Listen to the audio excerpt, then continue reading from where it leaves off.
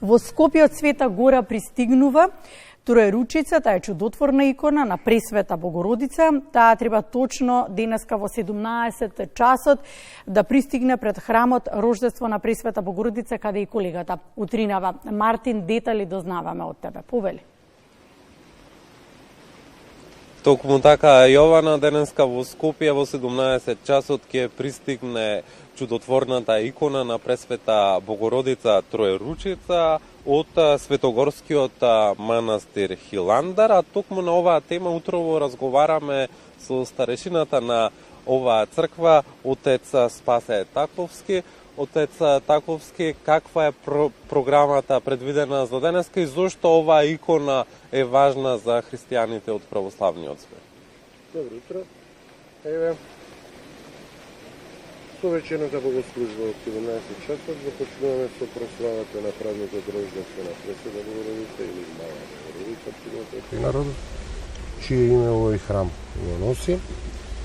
Веќе 10 години организираме литија низ центарот на Скопје, на која ја носиме иконата посветена токму на празникот Рождество на Пресвета Богородица. Оваа година имаме таа чест да пристигне идентична копија од чудотворната икона на Пресвета Богородица Троеручица од Хиландар, Света Гора. Зошто е ова икона чудотворна? Сега да го кратки црти да објаснам.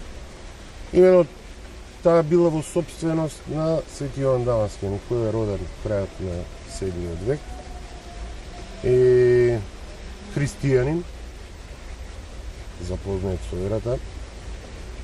Но кога арапите го ја освоиле Сирија, денешен Дамаск, престолнина на Антиохиската црква, калифот кој што управувал со таа област, Валид, кој некаде 10 години управувал со таа област, од 705 до 715 година го земал токму Свети Јован Дамаскин за да го поучува како да се однесува со христијаните, затоа што за нив, нели, кои биле и муслимани, тоа било нешто ново. Свети Јован бил учен човек, образован, и калифот набрзо го засакал. Ова икона била во собственост токму на Свети Јован Дамаскин. Но започнала иконоборска терес, која покренал византискиот цар Лав III Савријанин, и Свети Јован, иако тогаш мирјанин, многу пишувал против таа ерес, праќал писма, посланија, и разбрал царот Лав III Савријанец и успел на подобен начин да го намести, што би рекли ние, Свети Јован во очите на калифот, и калифот решил да му отсече десната рака со која ги пишал тие посланија и наредниот ден да го овесат на плоштадот во Дамаск. Раката веднаш ме отсекле. Вечерта, бидејќи Свети Јован имал на дворот големо влијание меѓу луѓето, измолил некако да му вратат раката.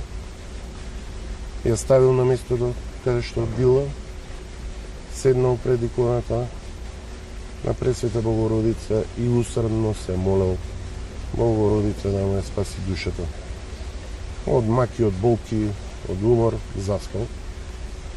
И во сон Богородица му се јавила и му кажала дека неговата рака е тотално заздравена и наистина се разбудил тој, раката си функционирала, само имала црвена линија на местото каде што дланката, тоест на местото каде што била пресечена.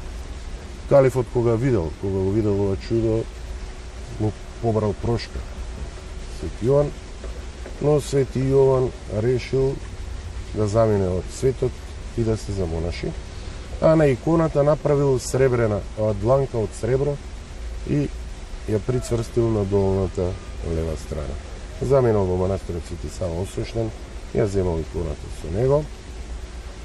По неговата смрт, долги години на чудесен начин, сега тоа ако го објаснувам многу време ќе одземе, дошол монахот Сава, српски, кој бил монах на Хиландар, на поклоништво во манастирот Свети Сава, а од самиот Свети Сава освештен, кој во 6 век го основал тој манастир, имало амането ставено дека ќе дојде царски син со моето име и на кој што ќе му припадне иконата на Свети Сава, Пресвета Богородица Млекопитателница, и иконата Троеручица Свети Јоаким, Свети Јоан Дамаскин, што ја оставил во манастирот. Така и се случило. Свети Сава ги однел овие икони на Хиландар. Набрзо потоа станува архиепископ српски, иконата останува во манастирот. Подоцна цар Душан. Да, токму отец Стаковски во насока на тоа сакав да ве прашам, кога било кронисувањето на царот Душан овде во Скопје, иконата, ова икона на Пресвета Богородица се до 14-тиот век била во Скопје. Да. Сега не се знае точно во кој храм. Некој смета дека тој храм бил на Калето горе, некој во Старата чаршија, некој на ова место, некој на 4-то место сметат, но се знае дека престојува во Скопје таа икона извесен период и од тогаш е и Пресвета Богородица и заштитничка на градот Скопје. Набрзо по смртта на цар Душан иконата била пренесена во манастирот Студеница во Србија. При наездата на османлиите, монасите од Студеница решиле да го сокријат сите вредни работи и ова икона ја прицврстиле на самото ден на магаре и го пуштиле магарето Божјата волја да го води. Тоа магаре поминало од Србија преку Македонија до Света Гора, до Хиландар стигнало, застанало на одредено место пред манастирот. Монасите кога го виделе, ја зевале иконата, магарето паднало мртво. Има тамо некој споменик направено во чест на тој настан и на празникот 25 јули, кој што е посветен на оваа икона, или 12 јули по стар стил, и монасите од Хиландар вршат литија од храмот до тоа место со таа икона.